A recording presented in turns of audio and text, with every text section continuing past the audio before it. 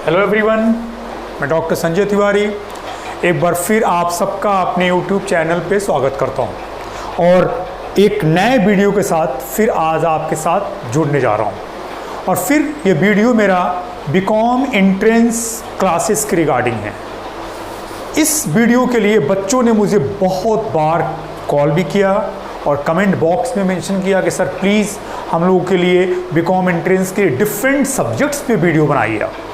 तो मैं पहला वीडियो बीकॉम एंट्रेंस का पूरा प्रोसीजर लेके आया था, बताया था कैसे कैसे हमारे यहाँ बीकॉम एंट्रेंस में एग्ज़ाम्स कैसे होते हैं, क्या सिलेबस है, क्या कट ऑफ जाता है। इस पर मैंने पहले वीडियो में बात किया था। फिर बच्चों का कमेंट आने लगे, सर प्लीज़ एक एक जो कॉमर्स का पोर्शन है उस पर आप काम करिए। तो मैंने पिछला वीडियो अकाउंटिंग के रिगार्डिंग बनाया था और वो वीडियो अराउंड 1 आवर्स का था, 1 घंटे से ज़्यादा का था। वो वीडियो मैंने दो दिन पहले ही अभी डाला है यूट्यूब पे और बहुत अच्छा रिस्पांस आ रहा है उसका। बच्चों ने पूरे अकाउंटिंग को मैंने 1 घंटे क्लास में समराइज़ किया। मैंने बताया अकाउंटिंग में कैसे कैसे क्वेश्चंस आपके एग्जाम्स में आते हैं, उसको मैंने पूरा एक ओवरव्यू मैंने आपको दिया। बच्चों को बहुत हेल्प मिल रहा है। बच्चों ने इसके साथ तुरंत कमेंट करना शुरू कर दिया कि सर प्लीज़ इकोनॉमिक्स का भी एक वीडियो बनाइए आप इस टॉपिक्स के रिगार्डिंग। एंट्रेंस में इकोनॉमिक्स से कैसे क्वेश्चंस आते हैं, क्या पोर्शन है, उसके रिगार्डिंग। तो मैं प्लान कर रहा था और मैं आज उसके साथ आ भी गया। आप देखिए कॉमर्स का यही 5 पोर्शन है जो आपके एग्जामिनेशन में पूछा जाएगा। Accounting, business organisation, economics micro का पार्ट यहाँ है, फिर मनी एंड बैंकिंग और एक इंडस्ट्रियल जियोग्राफी, ये 5। इसमें से मैंने आपको अकाउंटिंग वाले टॉपिक पे वीडियो बना के प्रोवाइड्स कर दिया। अब मैं आपको आज इकोनॉमिक्स के टॉपिक्स पे वीडियो बनाऊंगा। इकोनॉमिक्स में थोड़ी प्रॉब्लम इसलिए भी है, आपको बताऊं मैं, क्योंकि जो स्टूडेंट सीबीएसई या आईएससी बोर्ड से कॉमर्स से हैं उनको तो ये इकोनॉमिक्स और ये मनी बैंकिंग में प्रॉब्लम बिल्कुल नहीं आने वाली, वो बहुत अच्छे से कर जाएंगे। बट वे बच्चे जो यूपी बोर्ड से हैं, यूपी बोर्ड से कॉमर्स बैकग्राउंड से आ रहे हैं और वो बीकॉम एंट्रेंस एग्जाम में पढ़ रहे हैं, यूपी बोर्ड में इकोनॉमिक्स नहीं है कॉमर्स स्ट्रीम के स्टूडेंट्स के लिए। वहाँ जो सब्जेक्ट पढ़ाया जाता है वहाँ इकोनॉमिक्स है ही नहीं। तो एक सबसे बड़ी प्रॉब्लम यूपी बोर्ड के बच्चों के लिए है जो 12th कॉमर्स से हैं और वो बीकॉम करने जा रहे हैं और जो एंट्रेंस एग्जाम में बैठने जा रहे हैं, उनको उसके बारे में इकोनॉमिक्स का ABCD उनको नहीं पता है। तो ये वीडियो उनके लिए बहुत इंपॉर्टेंट होने वाला है, इंपॉर्टेंट सबके लिए होने वाला है। और बता दूं मैं आपको, इकोनॉमिक्स एक बहुत बड़ा, इसका सिलेबस बहुत बड़ा है। मैं जो आपका पेपर पैटर्न है पिछले 4-5-6 सालों का, उस पैटर्न के बेसिस पे मैं आपको इकोनॉमिक्स के रिगार्डिंग क्लासेस प्रोवाइड करने जा रहा हूँ। पता है इनमें से सिलेबस यूनिवर्सिटी ने ये नहीं बताया है कि अकाउंटिंग में क्या पढ़ना है, यूनिवर्सिटी ने ये नहीं बताया इकोनॉमिक्स में क्या पढ़ना है। हाँ, बट एक लमसम आइडिया है क्या पूछ सकता है, क्या बेसिक चीज़ें हैं जो पिछले पेपर्स के पैटर्न से है, उस पैटर्न से हम आपको बताएंगे। तो मैंने उसी तरह अकाउंटिंग में आपसे बताया था कि इन चीज़ों पे ज़्यादा फोकस करिएगा, जबकि इनका कोई सिलेबस नहीं है। लेकिन पिछले पेपर्स को देख के आइडिया हुआ कि इस पेपर से कोई इस टॉपिक से क्वेश्चन हमेशा पूछता है।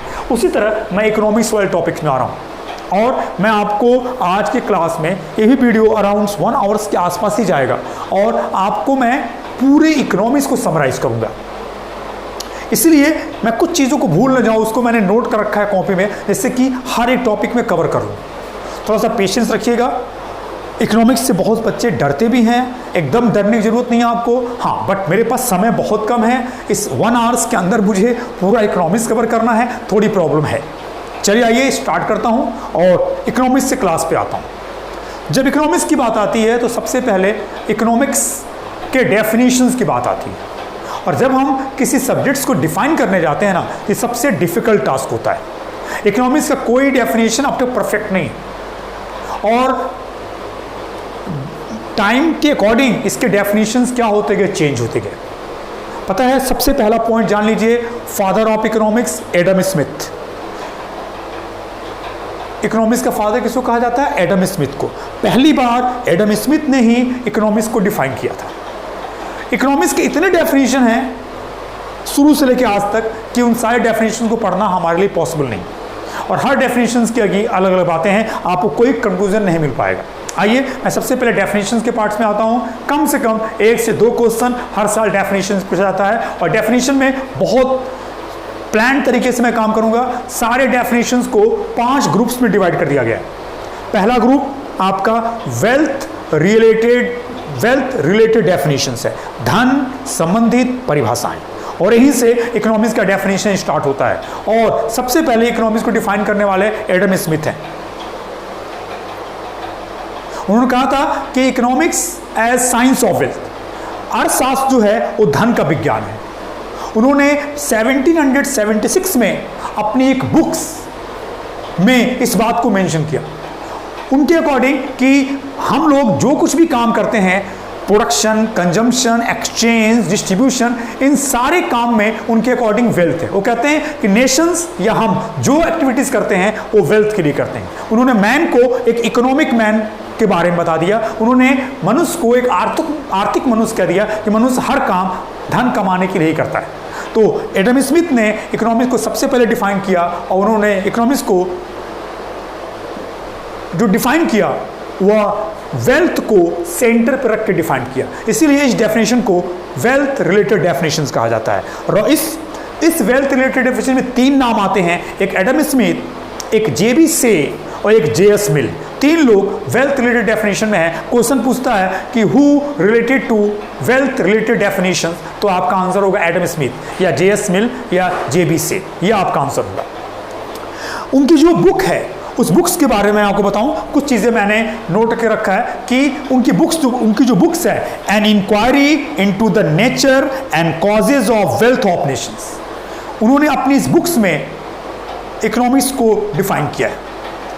An inquiry into the nature and causes of wealth of nation, ये 1776 में उन्होंने इसको बताया।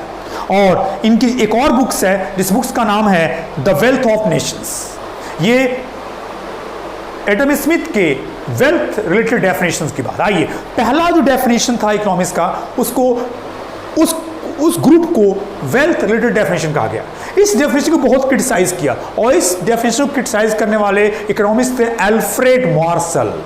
अल्फ्रेड मार्शल ने इनके डेफिनेशन को डिफाइन किया कि नहीं, धन सब कुछ नहीं है, wealth is not everything.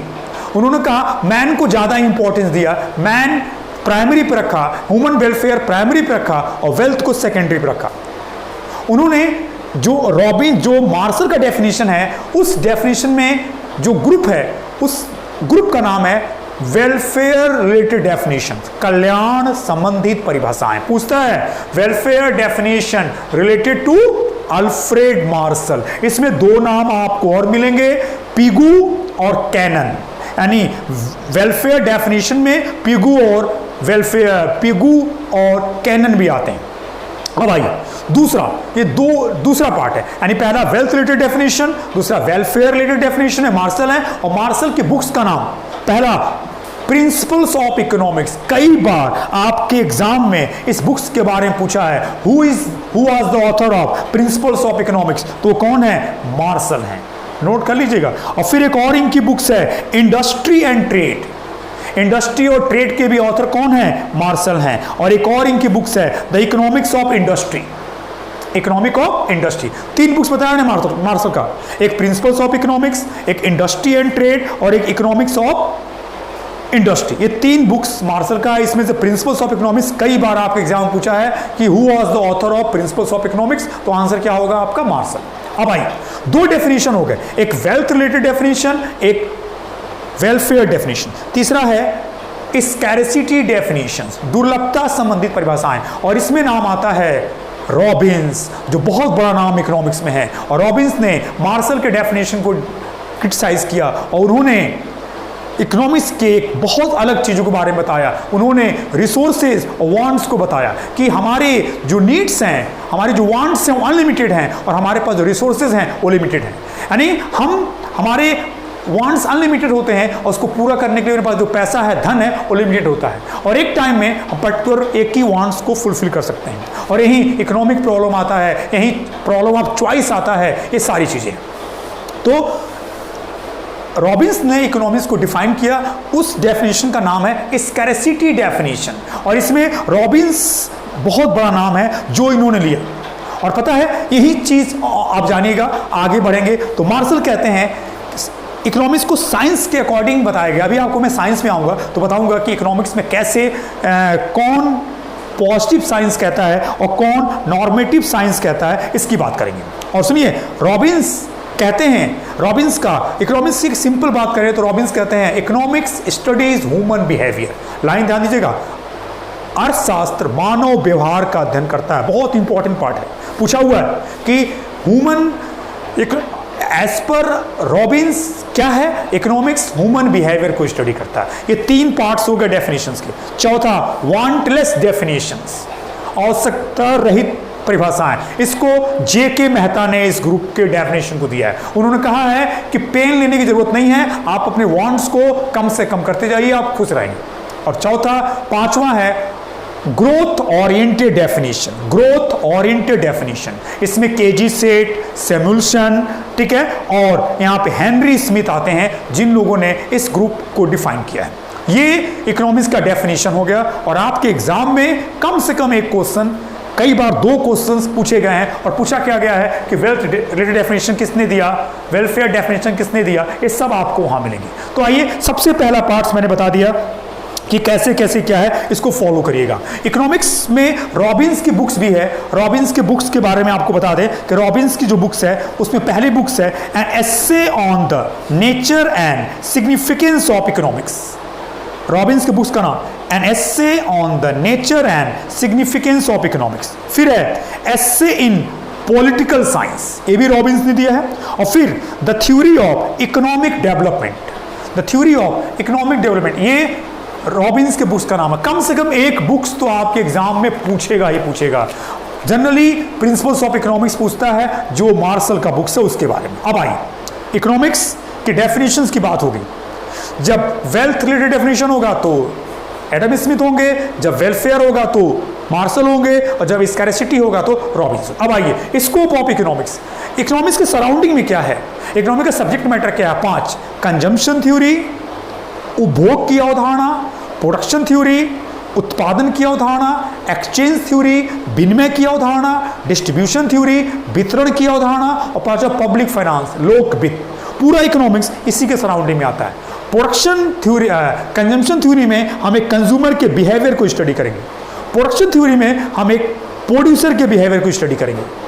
Exchange theory में हम मार्केट को स्टडी करेंगे, डिफरेंट टाइप्स ऑफ मार्केट्स क्या है, प्राइस कैसे डिटरमाइन होता है, प्रॉफिट कैसे निकालते हैं, ये सारी चीज़ें।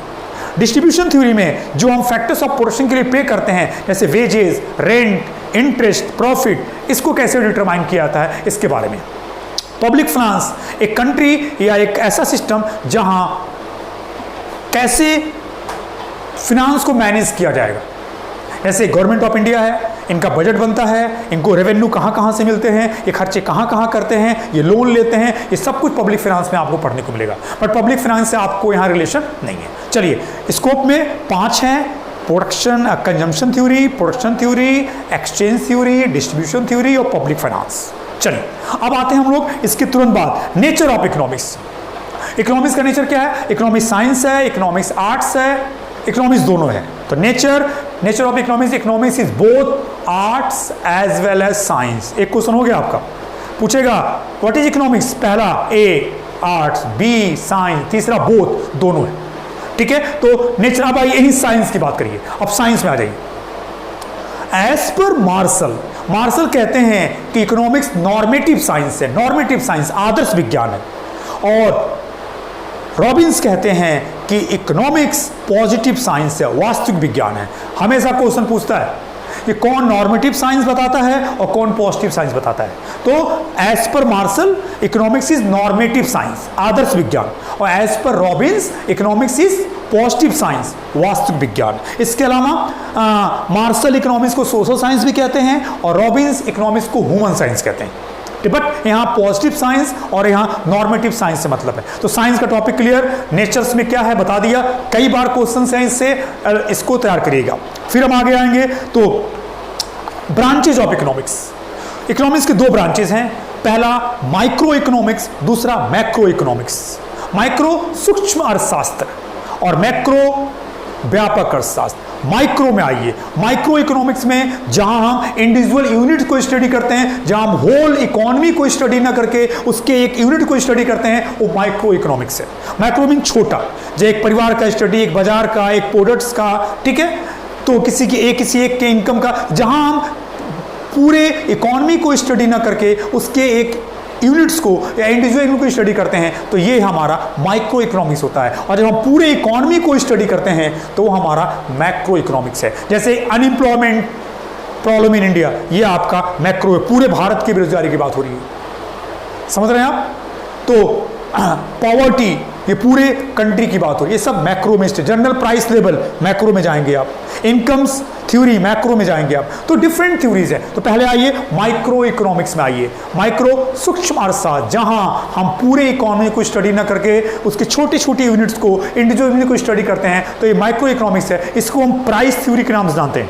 प्राइस थ्योरी पूछता है कि इसका दूसरा नाम क्या है, तो प्राइस थ्योरी है, ठीक है। अब आइए माइक्रो इकोनॉमिक्स का सब्जेक्ट मैटर क्या है आपको बता दूं। माइक्रो इकोनॉमिक्स में जब आप आएंगे तो इसमें आपका कंज्यूमर बिहेवियर स्टडी होगा। कंज्यूमर बिहेवियर में जानते हैं आप, कंज्यूमर के सेटिस्फेक्शन को खोजना, इसी में डिमांड थ्योरी आ जाएगी आपकी। और इसी में आप आएंगे तो कंज्यूमर, यानी पहला इसमें माइक्रो इकोनॉमिक्स का जो सब्जेक्ट मैटर है उसमें प्रोडक्ट प्राइसिंग है। प्रोडक्ट प्राइसिंग मतलब कंज्यूमर बिहेवियर थ्योरी की स्टडी और प्रोडक्शन कॉस्ट की स्टडी की जाएगी, ठीक है ना। अब आइए उसके बाद आप जब माइक्रो में आएंगे तो प्रोडक्ट प्राइसिंग के साथ साथ फैक्टर प्राइसिंग और थ्योरी ऑफ डिस्ट्रीब्यूशन को स्टडी करेंगे आप, जिसमें आप wages theory, rent theory, interest theory और इसके साथ प्रॉफिट थ्योरी को स्टडी करेंगे। यानी कि इसमें आप मेन आपका माइक्रो इकोनॉमिक्स का जो सब्जेक्ट मैटर है, एक आपका प्रोडक्ट प्राइसिंग है, एक आपका फैक्टर प्राइसिंग है। प्रोडक्ट प्राइसिंग में कंज्यूमर थ्योरी और प्रोडक्शन थ्योरी आ जाएगी, और फैक्टर प्राइसिंग में डिस्ट्रीब्यूशन के जितने पार्ट्स हैं, rent theory, interest theory, wages theory, profit theory आ जाएगा। और last principles of welfare economics, welfare economics की स्टडी होती है। यानी कि माइक्रो इकोनॉमिक्स में 3 सब्जेक्ट मैटर है, प्रोडक्ट प्राइसिंग, फैक्टर प्राइसिंग और थ्योरी ऑफ डिस्ट्रीब्यूशन सेकंड, और principles of welfare economics third. ये है माइक्रो इकोनॉमिक्स। आइए मैक्रो इकोनॉमिक्स, जहां इंडिविजुअल यूनिट को स्टडी नहीं करके होल इकोनॉमी को स्टडी करते हैं, वो आपका मैक्रो इकोनॉमिक्स है, व्यापक अर्थशास्त्र, जिसमें कंट्री के अनएम्प्लॉयमेंट को स्टडी करेंगे आप। इसके सब्जेक्ट मैटर में क्या आएगा आपका, अनएम्प्लॉयमेंट थ्योरी पढ़ेंगे आप, इनकम थ्योरी पढ़ेंगे आप, theory of general price level पढ़ेंगे आप, थ्योरी ऑफ इकोनॉमिक ग्रोथ पढ़ेंगे आप, और मैक्रो थ्योरी ऑफ डिस्ट्रीब्यूशन पढ़ेंगे आप। यानी जब आप पूरे इकोनॉमी को लेके स्टडी करेंगे तो वो आपका मैक्रो इकोनॉमिक्स होगा। एक क्वेश्चन हर साल, कम से कम एक क्वेश्चन माइक्रो और मैक्रो इकोनॉमिक्स से पूछता है। पहला क्वेश्चन बता दिया कि माइक्रो इकोनॉमिक का दूसरा नाम प्राइस थ्योरी है, और माइक्रो इकोनॉमिक का सब्जेक्ट मैटर एक प्रोडक्ट प्राइसिंग, ठीक है ना, एक आपका फैक्टर प्राइसिंग, और तीसरा आपका एक वेलफेयर इकोनॉमिक्स। जब आप मैक्रो इकोनॉमिक्स में आएंगे वहां पे आपका अनएम्प्लॉयमेंट है, इनकम थ्योरी है, ठीक है ना, फिर से आपको जनरल प्राइस लेवल है, मैक्रो ऑफ आपका डिस्ट्रीब्यूशन थ्योरी, ये सब है आपका। चलिए एक टॉपिक और पढ़ा दिया मैंने, और ये था आपका ब्रांचेज ऑफ इकोनॉमिक्स। अब ब्रांचेज ऑफ इकोनॉमिक्स के बाद आते हैं, अब बात करते हैं कंजम्पशन थ्योरी में मैं आपको लेके आ रहा हूं। इकोनॉमिक्स में 4 सब्जेक्ट मैटर पढ़ने हैं आपको, consumption theory, production theory, exchange theory और डिस्ट्रीब्यूशन थ्योरी। अब मेन टॉपिक्स पे ले आ रहा हूं, यहां तक 3-4 क्वेश्चन तैयार हो गया आपका।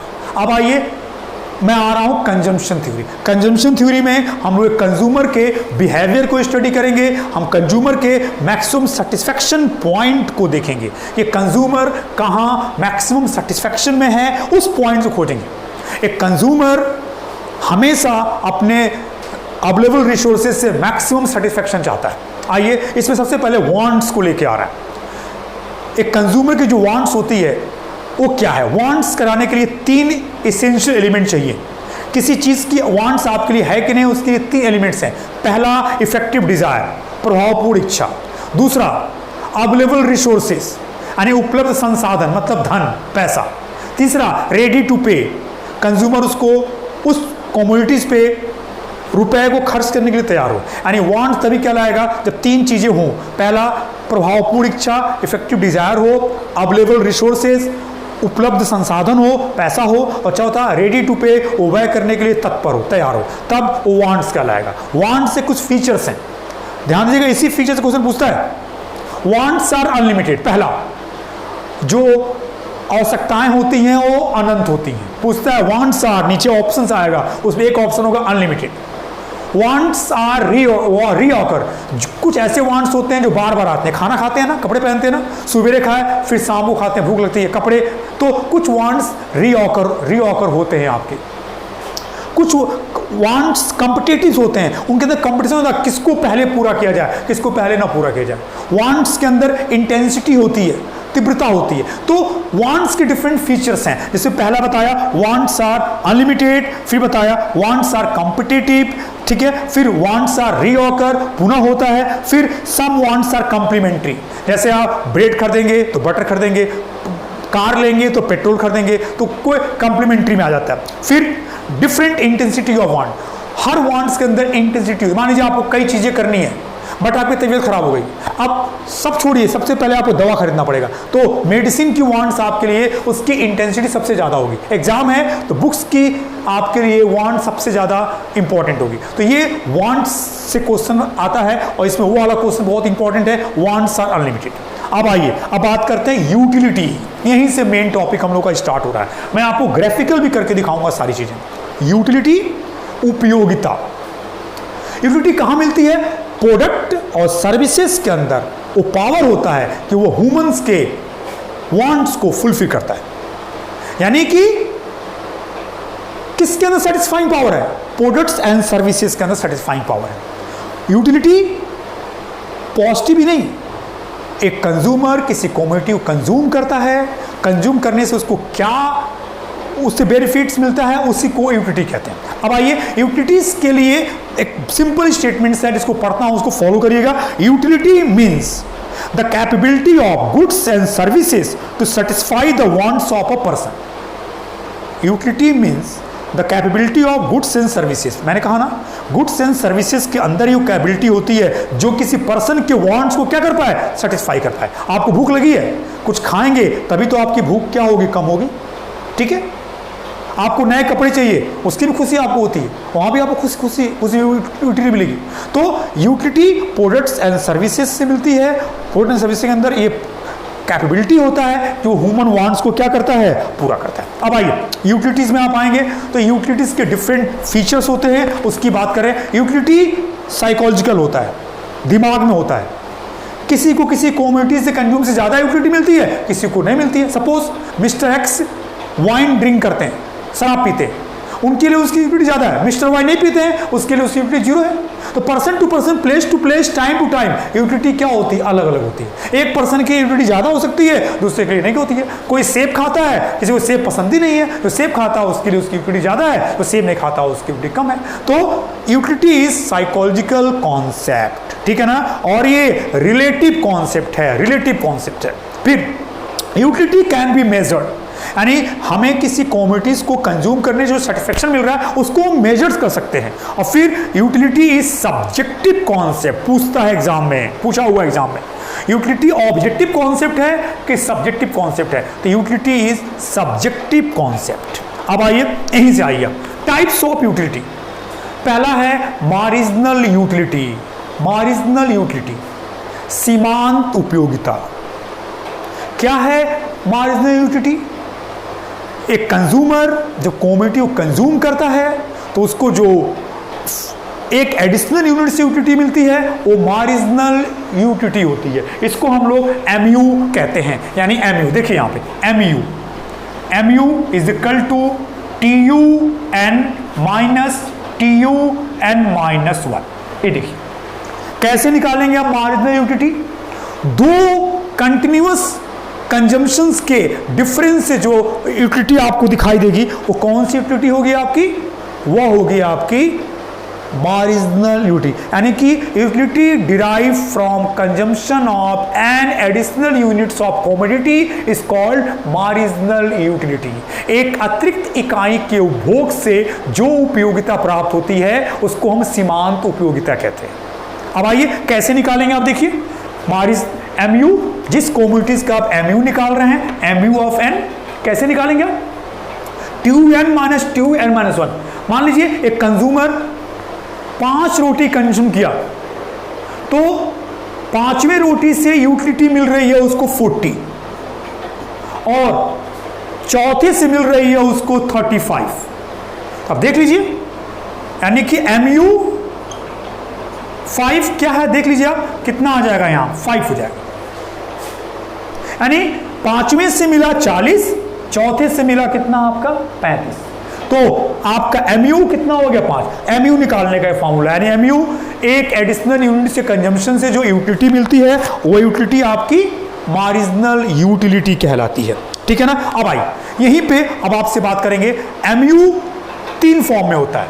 MU पॉजिटिव होता है, MU 0 होता है और MU निगेटिव होता है। यानी फॉर्म ऑफ MU 3 है। पॉजिटिव MU जब उसकी वैल्यू प्लस में हो, जब MU 0 हो जाए तो 0 MU, और जब MU माइनस में हो जाए तो निगेटिव MU। MU 3 फॉर्म में होता है, पॉजिटिव, 0 और फिर क्या होता है आपका निगेटिव। ठीक। अब आइए इसके बाद दूसरा है टोटल यूटिलिटी, TU। एक कंज्यूमर जितने कमोडिटी कंज्यूम किया है सबसे मिलने वाली यूटिलिटी को जोड़ दिया जाए तो वह क्या हो जाएगा, टोटल यूटिलिटी। यानी सम ऑफ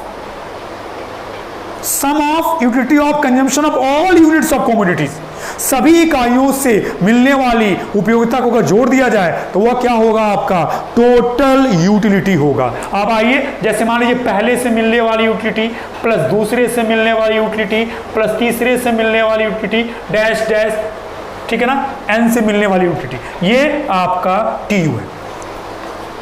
अब आइए हम जिस टॉपिक्स पे आपको लाना चाह रहे हैं ना, अब मैं आपको वहां ला रहा हूं। पता है एक कंज्यूमर कमोडिटी को कंज्यूम कर रहा है, उस कमोडिटी कंज्यूम करने से उसको यूटिलिटी मिल रही है। अब इसी पे आपको मैं एक एग्जांपल के थ्रू अपनी बातें बताना चाह रहा हूं, आपको दिखाता हूं कि कैसे वो चीज़ें यहाँ पे आएंगी। देखिए, इससे आपको मेरी बात बिल्कुल समझ में आएगा। ठीक है। एक कंज्यूमर है जो रोटी यानी नंबर ऑफ चपाती कंज्यूम कर रहा है, ये आपका नंबर ऑफ चपाती, ये MU है। ठीक है ना, ये आपका फॉर्म ऑफ MU है, फॉर्म ऑफ MU है, और फिर ये आपका TU है। आइए 1 2 3 4 5 6, आइए पहले रोटी से 16 12 8 4 0 -4। पहले रोटी जो खा रहा है वो बहुत भूखा है, उसको 16 के बराबर यूटिलिटी मिल रही है। जैसे जैसे वो कंजम्पशन करता जाएगा उसको मिलने वाली यूटिलिटी क्या होती जाएगी, कम होती जाएगी, क्यों, उसका पेट भरता जाएगा। अब ये आपका यहाँ तक देखिए, ये यहाँ तक पॉजिटिव है, ये पॉजिटिव है, ये पॉजिटिव MU है, ये 0 MU है, ये 0 MU है, और ये निगेटिव MU है, ये निगेटिव MU है, -4। अब जोड़िए, ये देखिए 16 12 28 36 40, फिर ये 40 और ये 36। कैसे किया मैंने, TU क्या होता है, सबको जोड़ दीजिए। 16 ये 16 12 28 28 8 36 36 4 40 40 0 40 40 -4। अब देखो इसी से क्वेश्चन बन रहा हमारा। क्या क्वेश्चन बनेगा, ध्यान सुनिएगा। क्वेश्चन पहला, TU कब हाईएस्ट होता है, जब MU 0 होता है। ये देखिए TU कहाँ हाईएस्ट है, जब यहाँ हाईएस्ट है। TU जब हाईएस्ट होगा वहाँ MU क्या होगा, 0 होगा। पहला क्वेश्चन बन गया आपका। TU मैक्सिमम व्हेन MU 0, पहला क्वेश्चन आ गया, हर साल पूछता है। TU मैक्सिमम व्हेन MU 0 हो गया। TU declining, TU decreasing when MU 0, sorry MU negative. TU जब घटता है, TU कब घटता है, जब MU निगेटिव होता है। और TU MU positive TU increasing, MU zero TU highest, MU negative TU decreasing. यहीं से आपका क्वेश्चन बन के तैयार हो गया। डेफिनेट एक क्वेश्चन, दो क्वेश्चन यूटिलिटी के ऊपर हमेशा आपके एग्जाम में पूछा जाता है। अब सुनिए, दोनों में, इन दोनों का रिलेशन ले लीजिए, relationship between MU and TU। पहला रिलेशनशिप क्या है? MU पॉजिटिव TU के बीच रिलेशनशिप है। क्या रिलेशनशिप है बता रहा हूं आपको। MU positive TU increasing, MU zero TU highest, MU negative TU decreasing. बस ये आपका हो गया। पूरे यूटिलिटी पे 1 से 2 क्वेश्चन एग्जाम पक्का आएगा। अब आइए यूटिलिटी के बाद आते हैं, कुछ थ्योरीज हैं इसके ऊपर। पहली theory, law of diminishing marginal utility theory, law of diminishing marginal utility theory, सीमांत उपयोगिता ह्रास नियम। इस लॉ में क्या है? सेम ही टॉपिक। एक कंज्यूमर जैसे जैसे कंजम्पशन करता जाएगा उसको मिलने वाली MU लगातार घटती जाएगी। ये देखिए, लगातार MU क्या और ही घट रही। यानी वह लॉ जहां कंटिन्यूअस कंजम्पशन से मार्जिनल यूटिलिटी घटती जाए, उस लॉ को हम क्या कहते हैं? Law of diminishing marginal utility theory. इस लॉ का एक और नाम है first law of Gaussian, GOSSEN। इसको ध्यान से याद कर लीजिएगा। पूछता है फर्स्ट लॉ ऑफ गोसेन क्या है, तो वह है law of diminishing marginal utility theory, सीमांत उपयोगिता ह्रास नियम। ये थ्योरी क्या कहता है? जैसे जैसे कंज्यूमर कंजम्पशन करता जाएगा उसको मिलने वाली मार्जिनल यूटिलिटी क्या होती जाएगी? घटती जाएगी। ये हो गया। दूसरा थ्योरी है law of equi marginal utility theory, law of equi marginal utility theory, सम सीमांत उपयोगिता नियम, सम सीमांत उपयोगिता नियम। अब सुनिए, इस लॉ का और नाम भी है। इस लॉ का और नाम क्या है? वो पूछता है एग्जाम में। सेकेंड लॉ ऑफ गोसन पूछा है कई बार। तो law of equi marginal utility का दूसरा नाम है सेकेंड लॉ ऑफ गोसन। इसी का नाम है law of substitution, law of substitution. इसी का नाम है law of consumption, law of substitution, law of consumption, ठीक है ना, और लॉ ऑफ मैक्सिमम सेटिस्फैक्शन। फिर सुनिए, law of equi marginal utility, सम सीमांत उपयोगिता नियम के अदर्स नेम क्या है? Law of substitution, law of consumption, law second law of Gossen, ठीक है, और लॉ ऑफ मैक्सिमम सेटिस्फैक्शन। अब सुनिए, लॉ ऑफ इक्वी मार्जिनल क्या है? एक कंज्यूमर अपने इनकम को डिफरेंट कॉमोडिटीज पे बांटता है, चावल, दाल, दूध वगैरह पे। एक कंज्यूमर अपने इनकम को इस तरह बांटेगा कि सबके लास्ट से मिलने वाली मार्जिनल यूटिलिटी सेम होगी, तभी एक कंज्यूमर मैक्सिमम सेटिस्फैक्शन में होगा। Law of equi marginal utility, जहां सबका MU क्या हो? इक्वल हो। तो एक कंज्यूमर अगर 3 कमोडिटी कंज्यूम कर रहा है तो तीनों कमोडिटी के लास्ट यूनिट से मिलने वाली मार्जिनल यूटिलिटी इक्वल होगा, तो वहीं पे कंज्यूमर सबसे ज्यादा सेटिस्फैक्शन में होगा। यह है law of equi marginal utility theory. सुनिए, ये तो ट्रेडिशनल थ्योरी है। इसका modern theory of law of equi marginal आइए, जहां एक इक्वेशन पूछता है आपके एग्जाम में, उस इक्वेशंस को मैं बना के दिखा रहा हूं। देखिए वो इक्वेशंस क्या है? वो इक्वेशंस है कि मार्जिनल जो आपका MU है x का, वो प्राइस ऑफ x से डिवाइड होगा, ये इक्वल होगा। फिर MU y प्राइस y से डिवाइड होगा, और MU z प्राइस z से डिवाइड होगा। ये इक्वेशन आपके एग्जाम में कई बार पूछा हुआ है। इसी को लेस देन मोर देन करके दे देगा।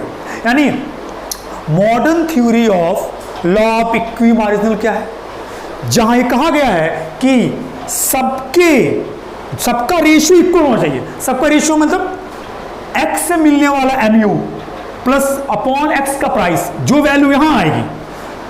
फिर ये y है आपका, y कॉमोडिटी से मिलने वाला MU और y के प्राइस से डिवाइड करेंगे, जो वैल्यू यहां है वही वैल्यू यहां चाहिए। फिर z से मिलने वाला MU को उसके z के प्राइस से डिवाइड करेंगे, तो जो वैल्यू आएगी सारी वैल्यू सेम हो। अगर ये सारी वैल्यू सेम है तो कंज्यूमर मैक्सिमम सेटिस्फैक्शन में है। ये modern theory of equi marginal theory है। अब आइए, एक चीज मैं यूटिलिटी में आपको नहीं बता पाया, सॉरी, बैक जाता हूं। यूटिलिटी के दो अप्रोच है, एक कॉर्डिनल अप्रोच और दूसरा है आपका ऑर्डिनल अप्रोच। कॉर्डिनल अप्रोच जिस थ्योरी को मार्शल ने प्रपोज किया था, इसके बारे में आपको बता दूं, हाँ इसको ध्यान सुनिएगा। अप्रोचेज ऑफ यूटिलिटीज, यूटिलिटी के दो अप्रोच है। पहला cardinal approach, CARDINAL, cardinal approach, गणनात्मक दृष्टिकोण। इसमें ये थ्योरी मार्शल ने दी है, पूछता है कॉर्डिनल अप्रोच किसका है, मार्शल का है। इस थ्योरी में उन्होंने क्या कहा है कि यूटिलिटी को मेजर्स किया जा सकता है, उपयोगिता को मापा जा सकता है। और दूसरी थ्योरी ऑर्डिनल थ्योरी जो हिस्क ने दिया है, प्रोफेसर हिस्क ने, एलन ने दिया है। इस थ्योरी में कहा गया है कि यूटिलिटी को माप नहीं सकते हैं, यूटिलिटी को ऑर्डर दे सकते हैं कि 3 रोटियों में किससे ज्यादा यूटिलिटी मिली, किससे कम, ये कह सकते हैं कौन फर्स्ट है कौन सेकंड, बट यूटिलिटी को मेजर नहीं किया जाता है। अब आइए उसके बाद हम लोग आ रहे हैं कंज्यूमर सरप्लस। एक थ्योरी ये भी है कंज्यूमर सरप्लस, एक कंज्यूमर को कितना सरप्लस हो रहा है। यहां भी दो अप्रोच है, एक अप्रोच आपका मार्शल अप्रोच है और एक अप्रोच हिस्क अप्रोच है। मार्शल अप्रोच में आइए, मार्शल के अकॉर्डिंग क्या है, यूटिलिटी को मेजर कर सकते हैं। वो कहते हैं कंज्यूमर किसी कमोडिटी के लिए कितना देना चाहता है और कितना देता है, यानी कंज्यूमर सरप्लस क्या है, consumer what ready to pay and what does he actually पे। कंज्यूमर कितना देना चाहता है, वास्तव में कितना देना चाहता है, कंज्यूमर कितना देना चाहता है और वास्तव में कितना देता है, इसका डिफरेंस कंज्यूमर सरप्लस है। यानी सपोज आपको भूख लगी है, आपको सेब दिख रहा है बाजार में, आपको लगता है यार 20 रुपये भी हम एक सेब के लिए दे देंगे। जब सेब की दुकान पे जाते हैं, आप 20 रुपये देने को तैयार हैं, बट वो सेब आपको 15 रुपये मिल जा रहा है, 5 रुपये आपकी बचत हो गई। तो consumer surplus means consumer what ready to pay and what does he actually pay, कितना देना चाहता है वास्तव कितना देता है, इसी का अंतर कंज्यूमर सरप्लस है। और कंज्यूमर सरप्लस निकालने के लिए यहाँ पे TU माइनस MU करेंगे तो कंज्यूमर सरप्लस निकल जाएगा। फिर एक हिस्क अप्रोच भी कंज्यूमर सरप्लस का है, जहां हिस्क ने कंज्यूमर सरप्लस को इंडिफरेंस कॉप से, ध्यान सुनिएगा, प्रोफेसर हिक्स के according consumer surplus indifference curve के बेसिस से डिटरमाइन किया जाता है। यानी पूछता है कि कंज्यूमर सरप्लस एज पर हिक्स कैसे पता किया जाएगा, तो आंसर होगा इंडिफरेंस कॉप के अकॉर्डिंग। चलिए अब आगे बढ़ते हैं हम लोग, अब आते हैं डिमांड, बहुत मेन टॉपिक्स पे आते हैं। पता ही आपको किसी कमोडिटीज के डिमांड के लिए 5 एलिमेंट्स चाहिए, इसेंशियल एलिमेंट्स फॉर डिमांड, मांग के लिए आवश्यक तत्व। पहला इफेक्टिव डिजायर, प्रभावपूर्ण इच्छा। दूसरा अवेलेबल रिसोर्सेज, उपलब्ध साधन। तीसरा रेडी टू पे, व्यय करने की तत्परता। चौथा पर्टिकुलर टाइम, निश्चित समय, और पर्टिकुलर प्राइस, निश्चित कीमत। ये 5 चीजें होंगी तब किसी चीज की डिमांड आपके लिए है, वरना नहीं। अब आइए टाइप्स ऑफ डिमांड। डिमांड 3 तरीके से डिमांड जो होती है वो टाइप्स बताता हूं मैं आपको, और उसके डायग्राम्स भी मैं आपको यहां एक्सप्लेन करता हूं कैसे कैसे क्या है।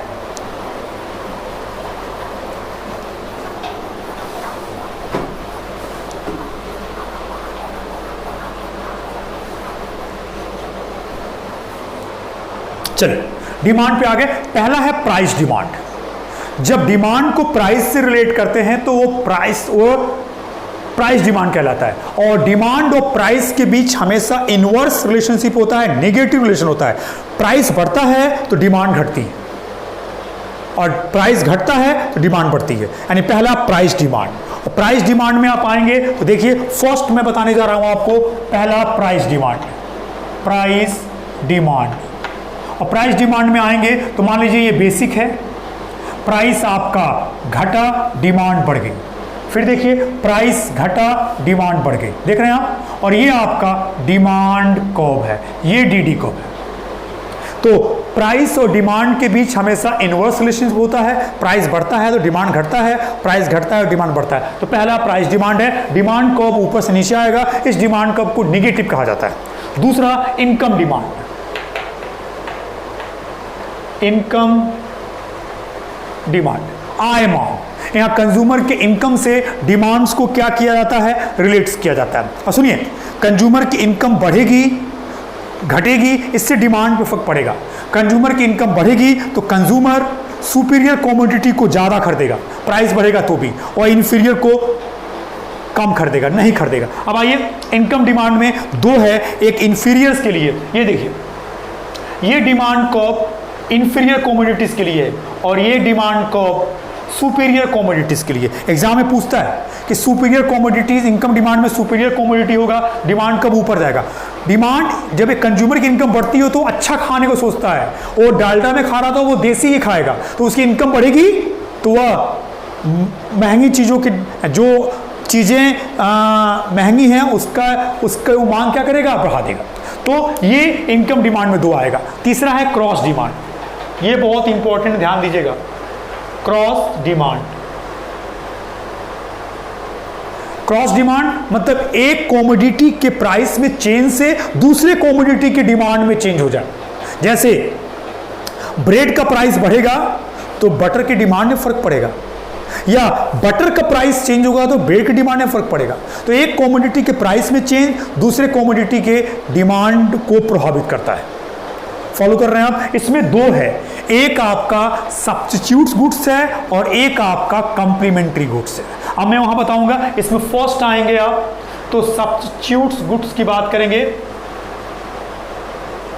सब्स्टिट्यूट्स गुड्स, सब्स्टिट्यूट्स मतलब जो एक दूसरे की जगह यूज हो, कॉफी एंड टी, ये देखिए सब्स्टिट्यूट्स है, आप दो में से एक ही पीते हैं, या कॉफी या टी। अब इस केस में डिमांड कब क्या होगा, फॉलो करिएगा, ठीक है।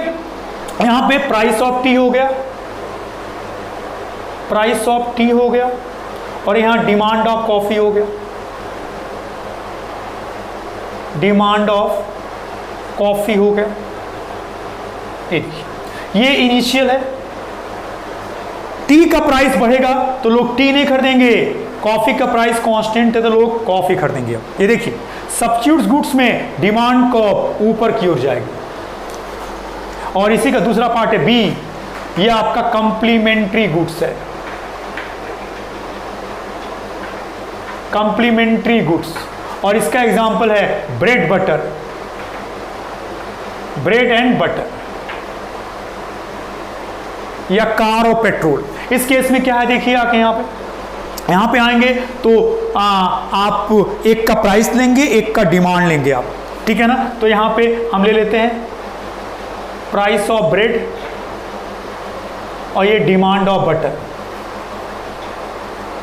Demand of butter.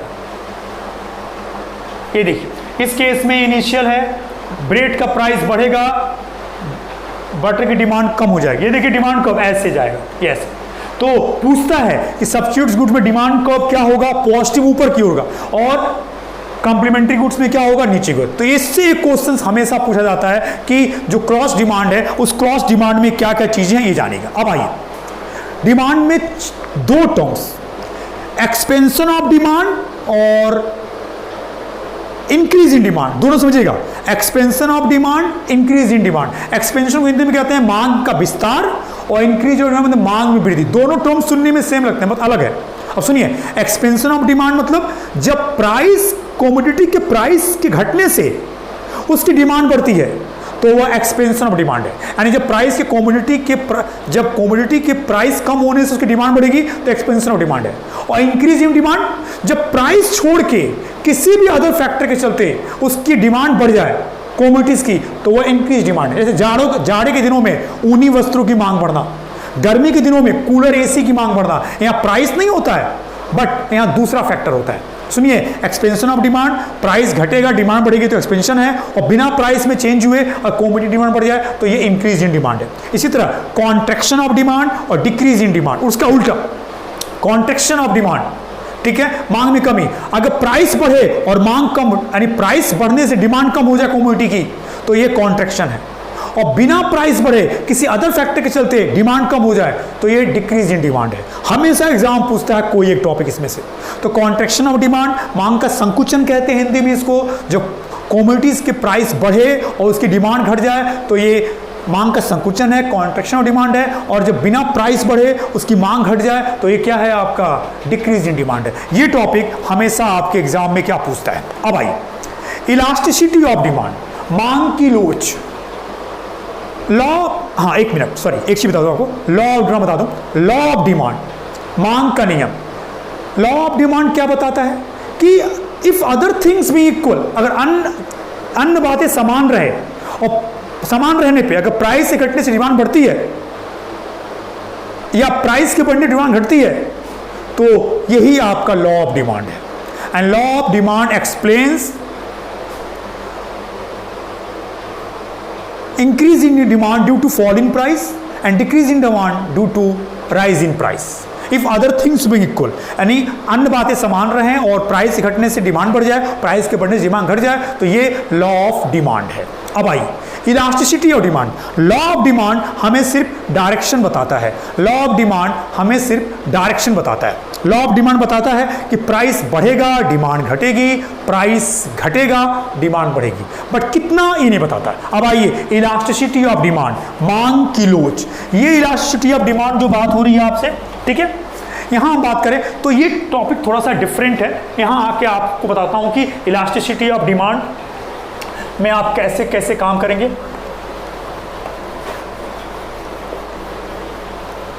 चलिए अब आगे हम लोग इलास्टिसिटी ऑफ डिमांड, मांग की लोच। ये कहता है कि प्राइस में चेंज कंपैरिजन में डिमांड में कितना चेंज हुआ ये जानना चाहते हैं, यानी how much change in demand due to change in price, यानी प्राइस में चेंज के कंपैरिजन में डिमांड में कितना चेंज हुआ, इसी का मेजरमेंट इलास्टिसिटी ऑफ डिमांड है, मांग की लोच है। यहां भी 3 पार्ट्स है, 3। पहला प्राइस इलास्टिसिटी ऑफ डिमांड, पहला प्राइस इलास्टिसिटी ऑफ डिमांड। अब आइए प्राइस इलास्टिसिटी में एक फॉर्मूला है जिसके बेसिस पे आप काम कर लेंगे। EP means elasticity of price. EP is equal to proportionate change in demand, proportionate change in demand upon proportionate change in price. ये देखिए इसी फॉर्मूले पे मैं आपको पूरा प्राइस इलास्टिसिटी डिमांड पढ़ा दूंगा, यानी प्राइस में चेंज कंपैरिजन में डिमांड में जो चेंज होता है उसी का मेजरमेंट्स क्या है, आपका इलास्टिसिटी ऑफ प्राइस है। अब आइए इलास्टिसिटी ऑफ प्राइस में इसी पर रख के हम लोग पता कर लेंगे, कहीं ये 1 होगा, कहीं 1 से ज्यादा होगा, कहीं 1 से कम होगा, कहीं इन्फिनिटिव होगा, कहीं 0 होगा। अब आइए यहीं पे एक टॉपिक है degree of elasticity of demand, हम उसकी बात करने जा रहे हैं। पहला है हाईली इलास्टिक डिमांड, पहला है highly elastic demand. Highly elastic demand EP greater than 1।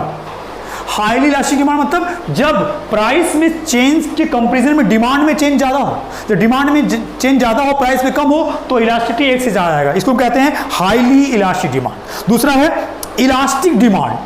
Elastic demand दूसरे में अंतर क्या होता है, ईपी इज इक्वल टू 1, जब दोनों में चेंज सेम हो, जितना परसेंट चेंज प्राइस में हो उतना ही परसेंट चेंज डिमांड में हो, तो वह क्या होता है, इलास्टिक डिमांड। फिर तीसरा लेस इलास्टिक या in elastic demand, less elastic और इन इलास्टिक डिमांड, जिसमें हम आके क्या पढ़ते हैं, ईपी लेस देन 1, यानी प्राइस में चेंज ज्यादा हो डिमांड में चेंज कम हो, तो यहां पे इलास्टिसिटी 1 से क्या आएगा, कम आएगा। फिर परफेक्टली इलास्टिक डिमांड, ध्यान दीजिएगा, परफेक्टली इलास्टिक डिमांड पूछता है ये, परफेक्टली इलास्टिक डिमांड जहां EP is equal to infinity, EP is equal to infinity, जब बिना प्राइस में चेंज हुए डिमांड घटती जा बढ़ती जाए, यानी प्राइस कांस्टेंट रहे और डिमांड क्या हो, घटे बढ़े, तो वहां क्या होगा, इलास्टिसिटी इन्फिनिटिव होगा आपका, यानी कि परफेक्टली इलास्टिक डिमांड। और पांचवा है perfectly in elastic demand. Perfectly in elastic demand में ईपी इज इक्वल टू 0, इसमें प्राइस में चेंज होगा बट डिमांड कांस्टेंट रहेगा, डिमांड में कोई चेंज नहीं होगा। जब डिमांड कांस्टेंट हो प्राइस में चेंज हो तो वो ईपी क्या होगा, ये होगा। कई बार पूछा हुआ है कि अगर ये एक्स एक्सिस पे ऐसे हो तो क्या, कई बार पूछा है कि डिमांड कब अगर एक्स एक्सिस पे पैरेलल हो तो वह क्या होगा, इलास्टिसिटी इन्फिनिटिव होगा। कई बार पूछा है कि एक्स एक्सिस पे डिमांड कब एक्स एक्सिस पे पैरेलल हॉरिजॉन्टल लाइन में है, तो बताइए वो किस फॉर्म में है, तो वह क्या हो जाएगा, हमारा ये वाला पार्ट हो जाएगा और ये परफेक्टली इलास्टिक डिमांड हो जाएगा, ये है आपका। चलिए अब इलास्टिसिटी ऑफ डिमांड में 5 हो गया। इसके बाद आते हैं आपके इसी में इनकम इलास्टिक डिमांड है। यहां क्या था, प्राइस के चेंज के कंपैरिजन में डिमांड में क्या चेंज होगा उसको पढ़ेंगे, इलास्टिसिटी ऑफ प्राइस। इनकम में चेंज के कंपैरिजन में डिमांड में चेंज होगा उसको कहेंगे इनकम इलास्टिसिटी ऑफ डिमांड। फिर तीसरा है क्रॉस इलास्टिसिटी ऑफ डिमांड, एक कमोडिटी के प्राइस में चेंज से दूसरे कमोडिटी की डिमांड में कितना चेंज होगा, इसको मेजर्स करेंगे, तो ये है क्रॉस इलास्टिसिटी ऑफ डिमांड। ये डिमांड है, डिमांड से कम 2 से 3 क्वेश्चंस के लिए आप तैयार रहिएगा, हमेशा एक क्वेश्चन आता है। लॉ ऑफ सप्लाई, सप्लाई क्या है लॉ, डिमांड में क्या होता है, प्राइस बढ़ती है डिमांड घटता है, प्राइस घटती है डिमांड बढ़ता है। लॉ ऑफ सप्लाई में उल्टा, जब प्राइस बढ़ता है डिमांड बढ़ती है, सप्लाई बढ़ती है, यानी higher supply higher price, lower supply lower price, यानी ज्यादा प्राइस पे ज्यादा सप्लाई किया जाता है और लो प्राइस पे लो सप्लाई किया जाता है। यानी लॉ ऑफ सप्लाई में आपका ये देखिए, ये सप्लाई लाइन होती है, ऊपर की ओर जाती है, यानी पॉजिटिव होता है, नेगेटिव नहीं होता है। ये हो गया सप्लाई। अब आइए हम लोग डिमांड थ्योरी पूरा कर लिए, अब प्रोडक्शन में आ रहे हैं। 4 सब्जेक्ट्स हैं ओके, कौन कौन सा, consumption theory, production theory, exchange theory और हम लोग का लास्ट है डिस्ट्रीब्यूशन थ्योरी, सबसे मेन हमारा टॉपिक था। अब आइए production theory. Production means creation of utility, उत्पादन का मतलब उपयोगिता के सृजन करने से है। Production of factors, factors of production 5 होते हैं। फैक्टर्स ऑफ प्रोडक्शन, पहला लैंड, दूसरा लेबर, तीसरा कैपिटल, चौथा ऑर्गेनाइजेशन, पांचवा इंटरप्राइज। लैंड भूमि, लेबर श्रम, कैपिटल पूंजी, ऑर्गेनाइजेशन संगठन, पांचवा इंटरप्राइज साहस। ये 5 फैक्टर्स ऑफ प्रोडक्शन है। अब आइए प्रोडक्शन में लॉ ऑफ रिटर्न्स, यहां से क्वेश्चन पूछे जाते हैं। पहला लॉ ऑफ इंक्रीजिंग रिटर्न्स, यानी जिस रेशियो में वेरिएबल फैक्टर्स में चेंज आएगा प्रोडक्शन उससे ज्यादा बढ़ेगा, एंड जिस रेशियो में आप वेरिएबल फैक्टर्स में इंक्रीज कर रहे हैं प्रोडक्शन उससे ज्यादा बढ़ेगा, और ये रहा तो ये लॉ ऑफ इंक्रीजिंग रिटर्न है।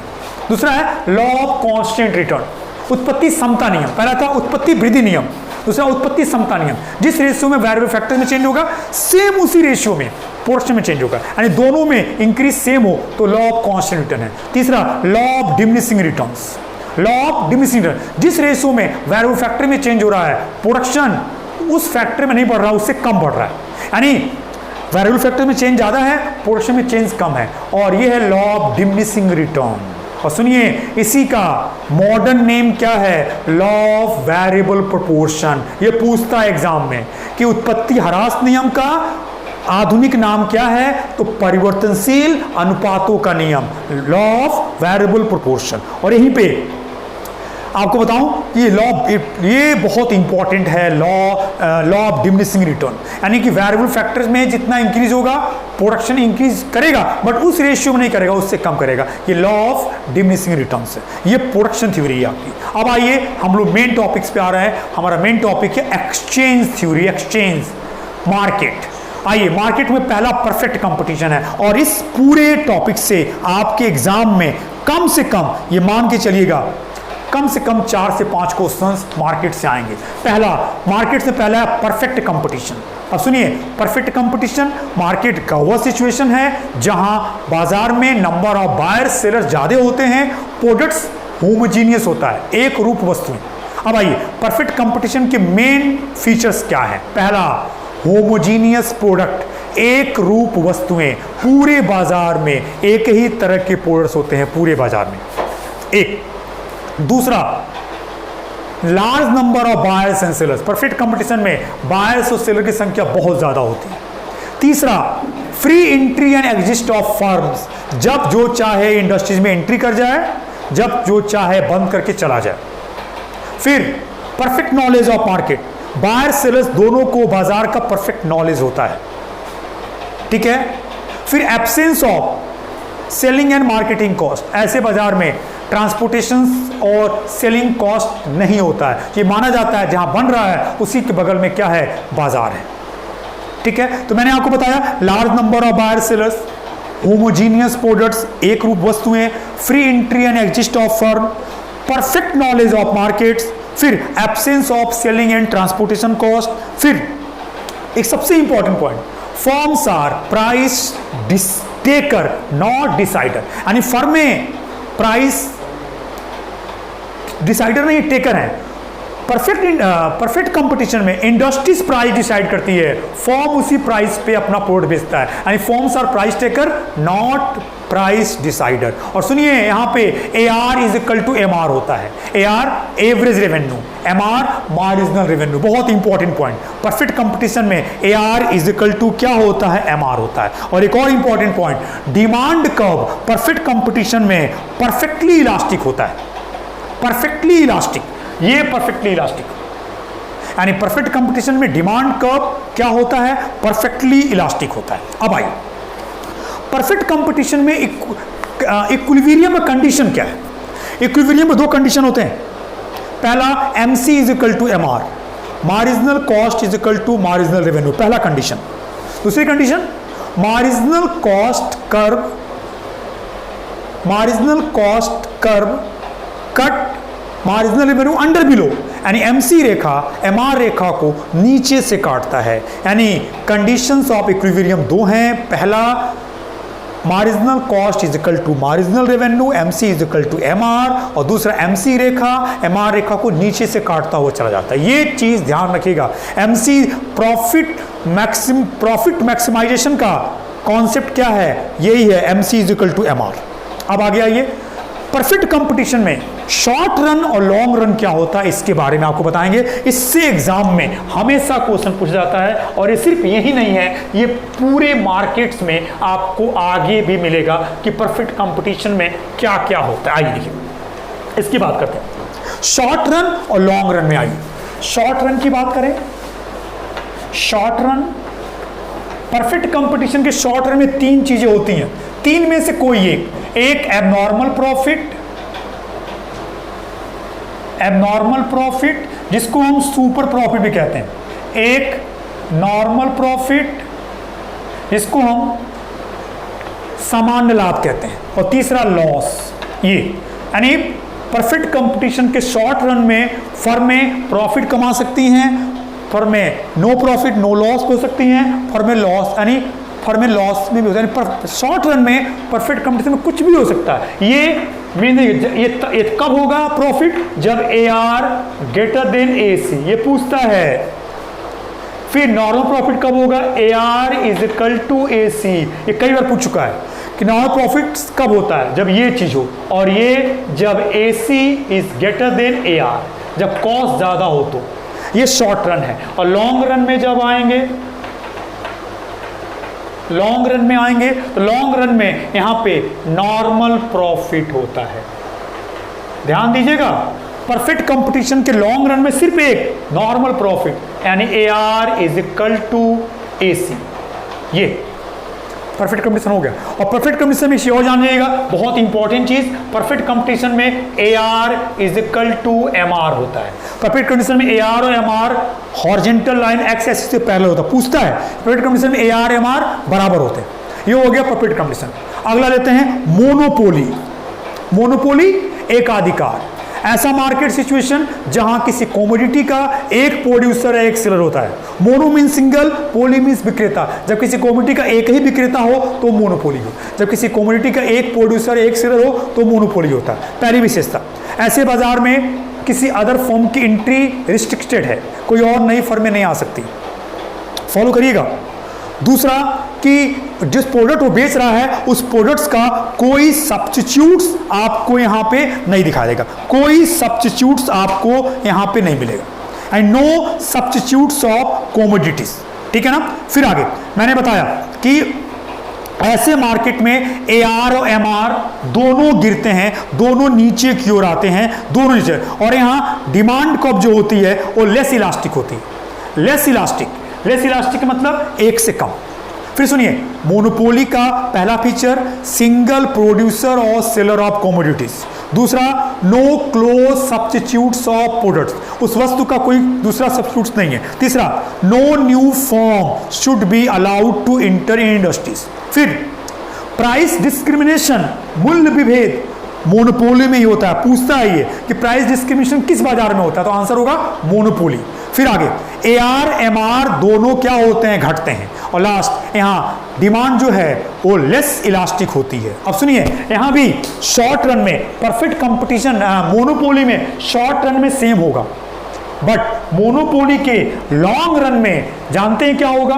मोनोपोली के लॉन्ग रन में आएंगे आप हम बात करते हैं, ये टॉपिक ले लेते हैं हम मोनोपोली का। मोनोपोली ये शॉर्ट रन, लॉन्ग रन में एबनॉर्मल प्रॉफिट, एबनॉर्मल प्रॉफिट मतलब AR is greater than AC, यानी शॉर्ट रन में यहां में यही होगा कोई एक, लॉन्ग रन में मोनोपोली को क्या होगा, प्रॉफिट होगा। आइए क्या हो गया, परफेक्ट कंपटीशन एक, मोनोपोली दो, तीसरा आ रहा है अब इम्परफेक्ट कंपटीशन। इम्परफेक्ट कंपटीशन में तीन आते हैं, एक मोनोपोलिस्टिक कंपटीशन, एक दूसरा मोनोपोलिस्टिक कंपटीशन एक एकाधिकृत प्रतियोगिता, दूसरा ओलिगोपोली अल्पाधिकार, दूसरा डिओपोली द्वयाधिकार, तीन आते हैं इम्परफेक्ट कंपटीशन। अब आइए मोनोपोलिस्टिक कंपटीशन क्या है, बाजार का वह स्टेज, वह सिचुएशन जहां large number of buyers and sellers होते हैं, यहां बायर सेल्स ज्यादा होते हैं, बट प्रोडक्ट डिफरेंशिएट, सारे लोगों की प्रोडक्ट एक जैसे होते भी अलग अलग है। ये साबुन का बाजार देखिए, साबुन कई है बट साबुन अलग अलग है, कोई फ्रेशनेस शॉप है, कोई ब्यूटी शॉप है, कोई एंटीबैक्टीरिया शॉप है, कोई बेबी शॉप है, कई अलग शॉप है, तो साबुन का बाजार है बट सबके फीचर्स अलग है, तो प्रोडक्ट्स डिफरेंशिएशन है। और फर्म्स प्राइस डिसाइडर है, टेकर नहीं है। हर फर्म में अपना प्राइस खुद डिसाइड करती हैं, यहाँ इंडस्ट्रीज प्राइस डिसाइड नहीं करता है। और परफेक्ट नॉलेज यहाँ पे नहीं होता है मार्केट का, बायर्स हो या सेलर हो। और यहाँ भी फ्री एंट्री एंड एग्जिस्ट है, जब चाहे तब कोई फॉर्म एंट्री कर ले, जब चाहे तब कोई फॉर्म वापस चली जाए। यहाँ पे जो डिमांड कर्व है वो डिमांड कर्व आपकी क्या होगी, इलास्टिक, यानी कि मोर इलास्टिक होगी यहाँ पे डिमांड कर्व, ठीक है। और यहाँ पे AR और MR यहाँ भी क्या होंगे, नीचे से गिरते हुए होंगे आपके। मेन टॉपिक क्या है पता है यहाँ पे, large number of buyers sellers, free entry and exist of firms, फिर आपका firms are price decider not price taker, products differentiation, वस्तु विभेद होता है, वस्तुएं अलग अलग होती हैं, AR MR दोनों घटते हैं, और जो डिमांड होती है वो डिमांड क्या होती है, मोर इलास्टिक होती है। यहाँ भी आइए, यहाँ शॉर्ट रन में सेम होगा बट लॉन्ग रन में यहाँ पर भी क्या हो जाएगा, वही नॉर्मल प्रॉफिट। यानी मोनोपोलिस्टिक कंपटीशन में, मोनोपोलिस्टिक कंपटीशन की बात करें तो मोनोपोलिस्टिक कंपटीशन में देखिए, मोनोपोलिस्टिक कंपटीशन में तीन है और लॉन्ग रन में नॉर्मल प्रॉफिट। और यहां AR इज इक्वल टू क्या होगा, AC। Short run same, long run अलग, ये है मोनोपोलिस्टिक कंपटीशन। लास्ट आइए oligopoly. Oligopoly means few sellers के बीच कंपटीशन, जहां बाजार में थोड़े विक्रेताओं के बीच कंपटीशन होता है। ऐसा बाजार जहां किसी प्रोडक्ट्स के थोड़े विक्रेता होते हैं, थोड़े मतलब 2 से ज्यादा और 10 से कम, यही मान के चलेगा, लमसम आइडिया, तो फिक्स नहीं, यही कहते हैं लोग। इस बाजार में फ्यू सेलर्स होते हैं, बाजार में प्रोडक्ट्स होमोजीनियस हो सकते हैं, डिफरेंशिएट भी हो सकते हैं। ऐसे बाजार में एंट्री बहुत डिफिकल्ट होती है और एग्जिस्ट भी डिफिकल्ट होती है, कोई नई फॉर्म का आना मुश्किल होता है और नई फॉर्म का जाना मुश्किल होता है। ये पूरा मार्केट जो ओलिगोपोली मार्केट है वो पूरा एडवर्टीजमेंट और सेल्स प्रमोशन पे चलता है, सबसे ज़्यादा एडवर्टीजमेंट आप इसी का देखेंगे। और यहाँ पे डिमांड कब किंग्ड होता है, किंग्ड कोनेदार मांग वक्र, KINKED, किंग्ड डिमांड कब पूछता है। और सुनिए, इसको अमेरिकन इकोनॉमिस्ट सीजे ने प्रोपाउंड किया था, किंग डिमांड कर्व को। तो ये है मार्केट, और मार्केट से कम 4 से 5 क्वेश्चन। एक टॉपिक पीछे था, छूटा है, बता दूं, पॉपुलेशन थ्योरी, छोटा सा है। पॉपुलेशन थ्योरी में सबसे फेमस थ्योरी माल्थस की थ्योरी है, Malthus theory of population. Malthus 3 से 4 बातें मैंने बताते हैं। माल्थस कहते हैं जो फूड ग्रेन्स है, जो हमारा अनाज है, वो AP की रेशियो बढ़ता है, मतलब 1 2 3 4 5। पहला यानी food grains increase as per arithmetical progression. दूसरा कहते हैं but population increase geometrical progression, GP, और पॉपुलेशन GP में बढ़ता है, 1 से 2, 2 से 4, 4 से 8, 8 से 16, 16 से 32। जब डबल होगा तो ये GP होगा। फूड ग्रेन्स AP 1 2 3 4 5 6 7 8 9 10 ऐसे बढ़ेगा। पॉपुलेशन डबल 1 2 4 8 16 32 ऐसे होगा। और सुनिए, वो कहते हैं किसी देश की पॉपुलेशन 25 साल में डबल हो जाता है। कितने साल में? 25 ईयर्स में किसी भी देश का जो पॉपुलेशन है वो पॉपुलेशन क्या हो जाता है, डबल। ये पूछा एग्जाम में आपके, कि माल्थस के अनुसार कितने वर्षों में किसी देश का पॉपुलेशन डबल हो जाता है, तो क्या आंसर होगा 25 वर्षों में किसी देश का पॉपुलेशन डबल हो जाता है। अब आइए हम लोग लास्ट टॉपिक्स पे आ रहे हैं और last topic is distribution theory. Distribution theory में आइए, जो फैक्टर ऑफ प्रोडक्शन होते हैं 5 ना, लैंड, लेबर, कैपिटल, ऑर्गेनाइजेशन और लास्ट आपका इंटरप्राइज, इनको हम पे करेंगे ना। लैंड के लिए क्या देंगे, रेंट, बोलिए। कैपिटल के लिए क्या देंगे, इंटरेस्ट, ठीक है। लेबर के लिए क्या देंगे, वेजेस। इंटरप्रेन्योर को क्या देंगे, प्रॉफिट्स। ऑर्गेनाइजर को क्या देंगे, सैलरी, आई मीन वेजेस। अब आइए, इसमें सबसे पहले है रेंट थ्योरी। रेंट थ्योरी 2 है, क्लासिकल थ्योरी रेंट की, जिसको रिकॉर्डो ने दिया था, ध्यान दीजिएगा, classical theory of rent, Ricardo. क्या कहते हैं, रिकॉर्डो कहते हैं सिर्फ लैंड से ही रेंट मिल सकता है। क्या बोलते हैं वो, only land can provide rent. Ricardo के अनुसार, रिकॉर्डो क्लासिकल थ्योरी के में आते हैं, उन्होंने कहा कि फैक्टर ऑफ प्रोडक्शन में सिर्फ लैंड ही ऐसा है जो रेंट देता है और किसी फैक्टर से लैंड नहीं मिलता है।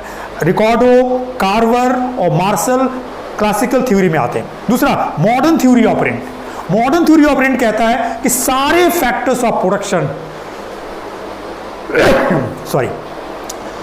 मॉडर्न थ्योरी क्या कहता है कि सारे फैक्टर्स ऑफ प्रोडक्शन से रेंट मिलता है, लैंड, लेबर, कैपिटल, सबसे मिलता है। ये क्वेश्चन पूछता है कि मॉडर्न थ्योरी के हिसाब से रेंट किससे मिलता है, ऑल फैक्टर्स ऑफ प्रोडक्शन से क्या होता है, रेंट मिलता है। एक और क्वेश्चन है यहाँ पे, क्वासी रेंट। क्वासी रेंट को प्रोपाउंड किया था मार्शल ने, पूछा हुआ है, क्वासी रेंट किसने प्रोपाउंड किया है, मार्शल ने। अब आइए, वेजेस थ्योरी।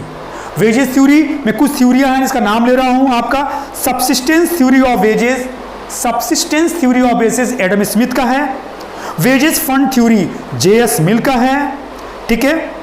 फिर रेसिडुअल क्लाइमेट थ्योरी वॉकर का है। ये वेज की 3 थ्योरियां हैं।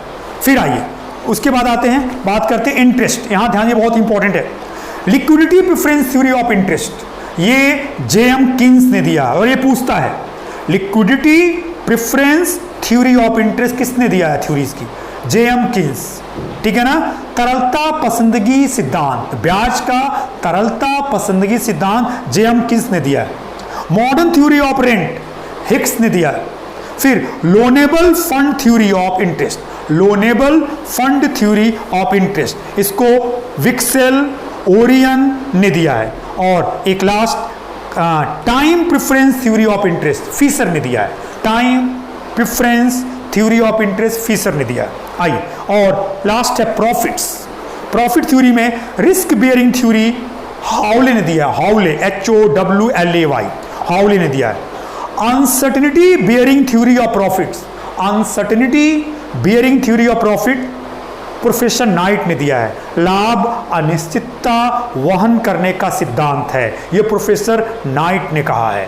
और एक और है डायनेमिक थ्योरी ऑफ प्रॉफिट्स, ये जेबी क्लार्क ने दिया है, जेबी क्लार्क। आइए, इसके बाद हमारे यहाँ इकोनॉमिक सिस्टम क्या है, 3 सिस्टम है, कैपिटलिस्ट सिस्टम, पूंजीवादी व्यवस्था, पूंजीवादी अर्थव्यवस्था, सोशलिस्ट इकोनॉमी, सामाजिक अर्थव्यवस्था, और तीसरा है मिक्स्ड इकोनॉमी, मिश्रित अर्थव्यवस्था। भारत की इकोनॉमी मिक्स्ड इकोनॉमी है। ये क्वेश्चन पूछा जाता है कि भारत की इकोनॉमी कौन सी है, कैपिटलिस्ट है, सोशलिस्ट है कि मिक्स्ड है, तो क्या आंसर होगा आपका, मिक्स्ड इकोनॉमी है आपका। फिर आइए उसके बाद बात करेंगे CSO, सेंट्रल स्टैटिस्टिकल ऑर्गेनाइजेशन। ये बहुत बड़ा ऑर्गेनाइजेशन इंडिया का, जो बहुत बड़े बड़े काम करता है, ठीक है। यही इंडिया में आपका पर कैपिटा इनकम को एस्टिमेट करता है, ठीक है। फिर से नेशनल इनकम को इंडिया में CSO के थ्रू ही एस्टिमेट किया जाता है, ठीक है। इसके अलावा आपका जो sample survey for estimating poverty, poverty के लिए कौन काम करता है इंडिया में, NSSO, national sample survey organisation of India, ये इस पे काम करता है। लास्ट टॉपिक, एक चीज और बचा है, इसके बात करता हूं, कॉस्ट एंड रेवेन्यू थ्योरी। आइए इसके बारे में जान लीजिए। रेवेन्यू 2 होते हैं, 3 होते हैं, total revenue TR, marginal revenue MR और average revenue AR। Marginal revenue एक एडिशनल यूनिट के सेल से जो रेवेन्यू होगा वो मार्जिनल रेवेन्यू होगा, यानी revenue derive from on additional units of sale of commodity is called marginal revenue. Average revenue per units revenue is called average revenue. कैसे निकालेंगे average revenue? Total revenue upon number of units sold. और यहीं आ जाइए, एक चीज जान लीजिएगा, AR और एमआर के बारे में फिर से बताता हूं। परफेक्ट कंपटीशन में एआर और एमआर इस फॉर्म में होता है, इस फॉर्म में होता है। परफेक्ट कंपटीशन में एआर एमआर इस फॉर्म में होता है, और इन परफेक्ट कंपटीशन में एआर और एमआर इस फॉर्म में होता है। इससे क्वेश्चन बनते हैं, ध्यान रहे। तो एआर और एमआर पढ़ लीजिएगा। परफेक्ट कंपटीशन में एआर एमआर बराबर होता है, इम्परफेक्ट कंपटीशन में एआर ज्यादा होता है और एमआर कम होता है। दोनों क्या होते हैं? घटते हैं। तो टोटल रेवेन्यू, मार्जिनल रेवेन्यू, और क्या बताया मैंने आपको तीसरा, एवरेज रेवेन्यू। तो आपका जो टीआर है वो टीआर कैसे निकलेगा? जितना यूनिट्स बेचा है वो ले लो और इनटू सेलिंग प्राइस पर यूनिट्स, ठीक है ना। फिर एआर कैसे निकलेगा? Total revenue upon number of unit sold. और एमआर कैसे निकलेगा? टीआर एन माइनस 1 से एमआर निकल जाएगा। कॉस्ट में आइए, कॉस्ट में 3 कॉस्ट है, टोटल कॉस्ट, मार्जिनल कॉस्ट और आपका एवरेज कॉस्ट। इससे भी एक क्वेश्चन आपको हमेशा मिल जाएगा। आइए उस लास्ट टॉपिक को बता देता हूं, वीडियो थोड़ा लंबा होगा, बस परेशान मत होइए आप। आइए, पहला है हमारा total cost. Total cost, total cost is equal to होता है fix cost plus variable cost. ये फॉर्मूला आप ध्यान रखिएगा, इनमें से 2 की वैल्यू दी होगी, तीसरी वैल्यू निकाल ली जाएगी। पूछेगा टोटल कॉस्ट में फिक्स कॉस्ट के अलावा क्या शामिल है? Variable cost. अब आइए, जो फिक्स कॉस्ट होता है ना, वो फिक्स कॉस्ट कर्व ऐसे होता है। वेरिएबल कॉस्ट, फिक्स कॉस्ट और वेरिएबल कॉस्ट जो होता है, वेरिएबल कॉस्ट कर्व जो होता है वो जैसे जैसे प्रोडक्शन होता जाएगा वैसे वैसे ऊपर चलता जाएगा। ये वेरिएबल कॉस्ट है। तीनों को अगर लेंगे तो ये देखिए, ये टोटल फिक्स कॉस्ट है, ये टोटल वेरिएबल कॉस्ट है और ये टोटल कॉस्ट है। ये स्लोप है, यानी वेरिएबल कॉस्ट, टोटल कॉस्ट ऊपर जाएगा, ये टोटल फिक्स कॉस्ट ये रहेगा। ये टोटल कॉस्ट है। उसके बाद एवरेज कॉस्ट, ठीक है ना। एवरेज कॉस्ट मतलब एवरेज फिक्स कॉस्ट और एवरेज वेरिएबल कॉस्ट की बात होती है। तो एवरेज फिक्स कॉस्ट जो होता है वो ये होता है, देखिए एवरेज फिक्स कॉस्ट ये होगा, एवरेज फिक्स कॉस्ट, और एवरेज वेरिएबल कॉस्ट ये वी शेप में जाता है, एवरेज वेरिएबल कॉस्ट। और एवरेज टोटल कॉस्ट ये होता है, एवरेज टोटल कॉस्ट। ये एवरेज कॉस्ट है आपका, देख रहे हैं आप। तो ये कॉस्ट है। और लास्ट में मार्जिनल कॉस्ट। मार्जिनल कॉस्ट आप जानते हैं, एक एडिशनल यूनिट्स बनाने की जो कॉस्ट होती है वो मार्जिनल कॉस्ट होती है। और मार्जिनल कॉस्ट का ट्रेंड कुछ ऐसे होता है, ये होता है मार्जिनल कॉस्ट, ये मार्जिनल कॉस्ट। कई बार आपके एग्जाम में डायग्राम्स के ऊपर क्वेश्चंस पूछे जाते हैं, ठीक है, तो उस चीज को आप ध्यान दीजिएगा, ठीक है। देखिए, पॉसिबल नहीं है कि मैं एक क्लास में इकोनॉमिक्स को एक्सप्लेन कर पाऊँ। मैं एक टॉपिक तो एक क्लास में पढ़ा नहीं पाता हूँ, तो ये पूरा है। लेकिन आप बिलीव करिए, मैंने पिछले 4, 5, 6 साल के पेपर के बेसिस पे मैंने एक ऐसा क्लास आपको प्रोवाइड कर दिया कि अगर आप मेरे इस क्लास को ध्यान से एक बार नहीं 2 बार 3 बार देखिए, और आप देखिएगा एग्जामिनेशन देने के बाद ये क्वेश्चन इसी के आसपास होंगे, कहीं बाहर नहीं होंगे। इसी को आपको तैयारी करना है। और आप सीबीएसई से इकोनॉमिक्स पढ़े हैं, आप आईएससी से पढ़े हैं, तो आप इसी टॉपिक्स के आसपास रहिए। मैं एक बार फिर से कह रहा हूं, कोई सिलेबस नहीं होता है, ये पिछले साल के पेपर पैटर्न्स के अकॉर्डिंग मैं आपके सामने रख रहा हूं। मोस्टली ईयर्स ऐसा होता है, इसी में सब आ जाता है, बट थोड़ी बहुत चीजें अलग भी हो सकती हैं। कुछ क्वेश्चन मैक्रो इकोनॉमिक्स से भी पूछ सकता है, जैसे मैंने नेशनल इनकम की बात की, उससे पूछ सकता है। तो बट मेन टॉपिक यही है, मैंने जो आपको कवर किया। मैंने अपना कमिटमेंट पूरा किया, आपको अकाउंटिंग के साथ इकोनॉमिक्स का वीडियो भी बना के आज दिया। आप इस वीडियो को बहुत ध्यान से देखिए और इस वीडियो को लाइक करिए और इस वीडियो को शेयर करिए, और अपने सारे फ्रेंड्स को जो भी कमेंट से जहाँ बैठ रहे हैं, प्लीज़ उन सबको इस वीडियो का लिंक जरूर शेयर करिए। बच्चों का बहुत भला होगा। इस कोरोना पैंडेमिक में बच्चे बहुत परेशान हैं, उनको कोई कोचिंग क्लासेस, कोई असिस्टेंस नहीं मिल रहा है। बुक्स जो बाजार में हैं उससे आपका कोई भला नहीं होने वाला है। उस बुक से 1-2 क्वेश्चंस भी आ जाए तो बहुत ज़्यादा है। वो बुक्स में वो चीज़ें नहीं हैं, वो बुक्स में ऐसी ऐसी चीज़ें दी गई हैं जो एग्जाम में नहीं आती। इसलिए आप मेरे बताए गए गाइडलाइन से काम करिए। मैंने अकाउंटिंग क्लास आपको दी, आज इकोनॉमिक्स दे रहा हूँ, आगे बिजनेस स्टडीज और मनी बैंकिंग क्लासेस भी प्लान करूँगा, आपके लिए लाऊंगा। बस आप इसको देखिए, आपका काम हो जाएगा। प्लीज़ मेरे चैनल को सब्सक्राइब जरूर करिए। होप करूंगा फिर आपके साथ बीकॉम एंट्रेंस के एक नए वीडियो के साथ मिलूंगा और उस बार आपको मनी बैंकिंग या बिजनेस ऑर्गेनाइजेशन के टॉपिक्स को लेके आऊंगा। आप वीडियो को देखिए, जो प्रॉब्लम हो वो कमेंट बॉक्स में जाके मेंशन करिए, जो भी डाउट्स है उससे कमेंट बॉक्स में लिखिए, मैं आपको आंसर दूंगा। ठीक है, आपको बहुत हेल्प मिलेगा। ऑनलाइन क्लासेस एंट्रेंस की थी, वो क्लासेस ओवर हो गई हैं और कोई हेल्प आपको नहीं मिलेगा। हाँ, बीकॉम फर्स्ट ईयर क्लासेस मैं ऑनलाइन स्टार्ट करने जा रहा हूं। अगर आप उसमें इंटरेस्टेड होंगे तो आप उस क्लासेस को ज्वाइन कर सकते हैं। मैं अपना नंबर आपको मेंशन कर देता हूं, 9415448476। ये मेरा मोबाइल नंबर है। अगर आपको BCom first year classes join करनी होंगी तो आप इस नंबर पे मुझे व्हाट्सअप करके आप क्लास ज्वाइन कर सकते हैं। ठीक है, फिर आपके साथ नेक्स्ट वीडियो में मिलूंगा बहुत जल्दी एक नए टॉपिक के साथ। थैंक्स।